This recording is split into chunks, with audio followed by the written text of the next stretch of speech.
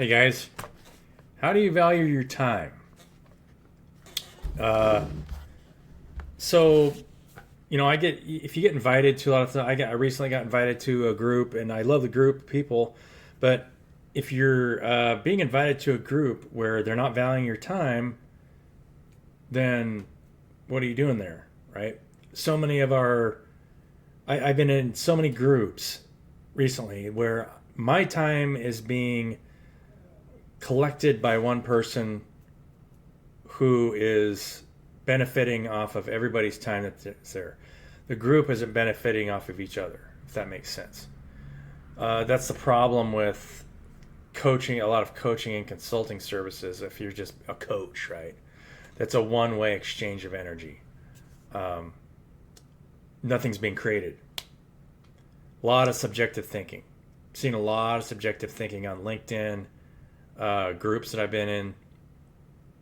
Um, and it's all around making money. It has nothing to do with time and how your time's being valued.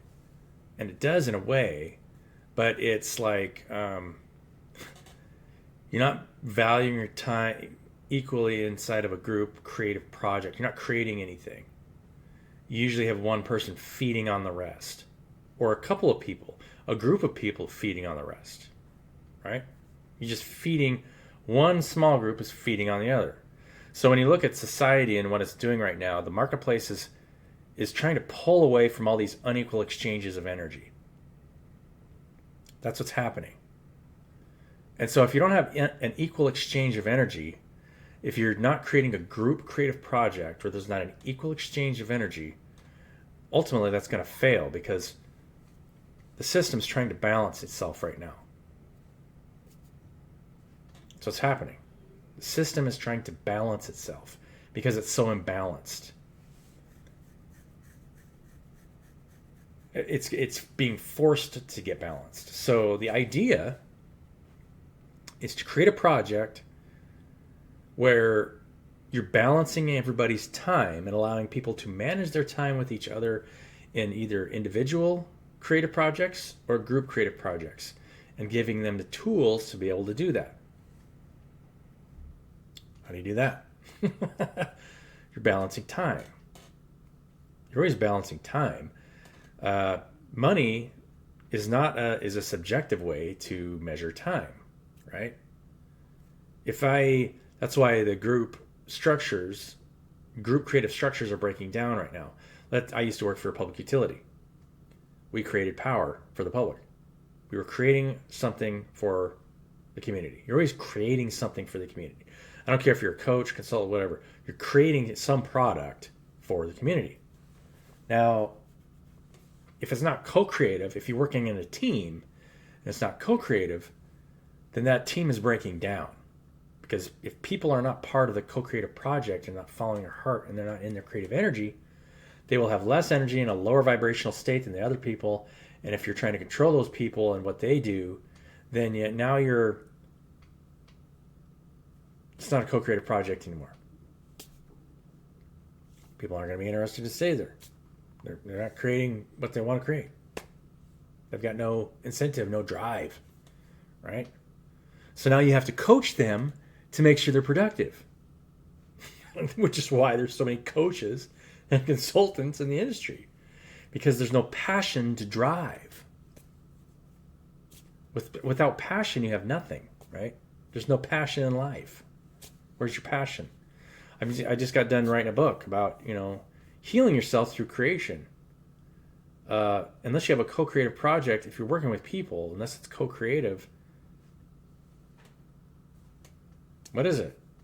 Either you're creating something as a group or you're creating something as an individual. And if I'm an individual creating something and everybody else is just following my lead, that's fine. As long as you get everybody in their creative energy and they love creating whatever it is they've been presented to create as a part of that group, right? We're all members of a body. And so that's okay. But you still have to value everybody's time the same, or else it starts to grow dysfunctional. Everybody has a part to play.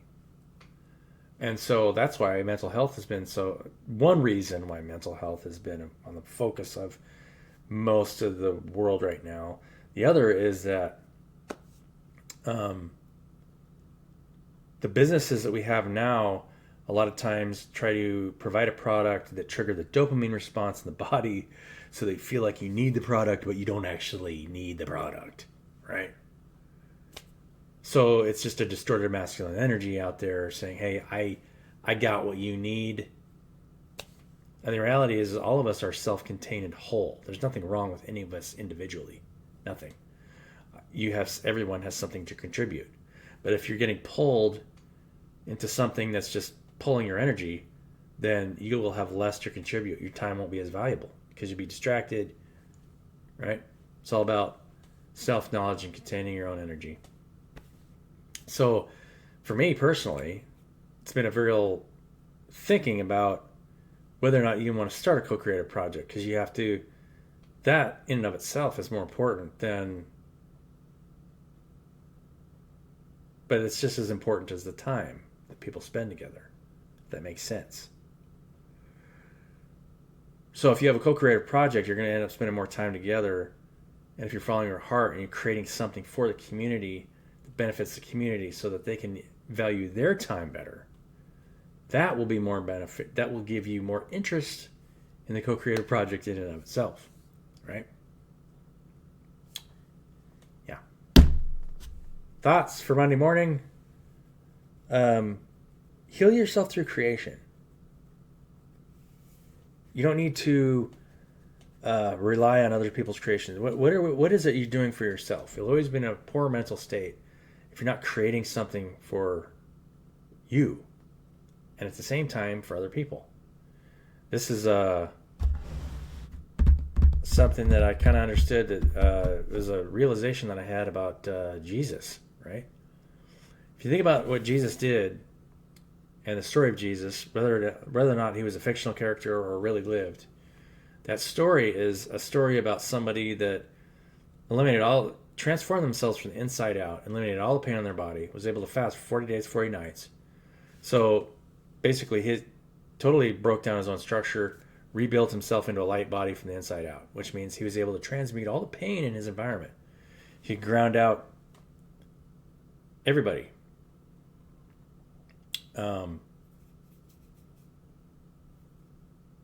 Heal anybody, but couldn't save anybody.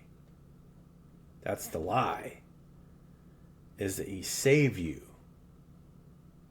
Nobody's ever going to force you into saving yourself, right? You're in conflict with him if you don't save yourself.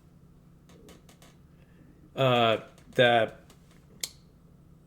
can't remember the name of the cathedral. It's in Santa Fe, New Mexico, where those nuns prayed for a week or 2 weeks. I can't remember how long it was, for somebody to come and build that staircase.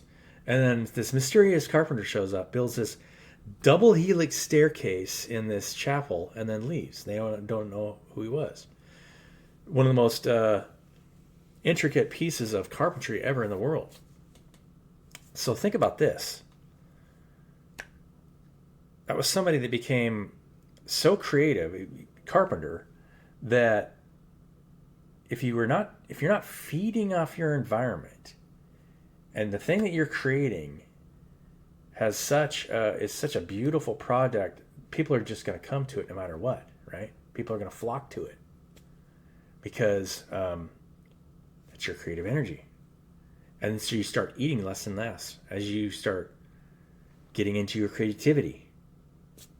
And all of a sudden you get to a place where it's just, you're not feeding, you're just providing something that is a need for your environment. And as long as you're creating that, and yes, he was creating it for other people. If you're not creating it for other people, then what are you doing? You're doing it for self, and you're doing it for other people at the same time. And so eventually you got to the place probably where you didn't feel like you needed to eat anymore. Purely creative energy, super high vibrational. If you're always trying to pull from your environment, it's pulling on your vibration. You're trying to feed off your environment. You're lowering your vibrational resonance. Change the structure from the inside out. Killed him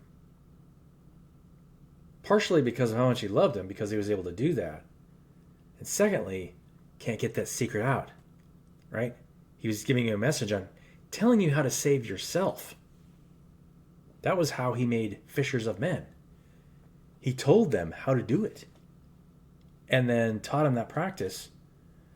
And that's what led to Paul and the disciples. And they had to kill those guys to make sure that secret didn't get out.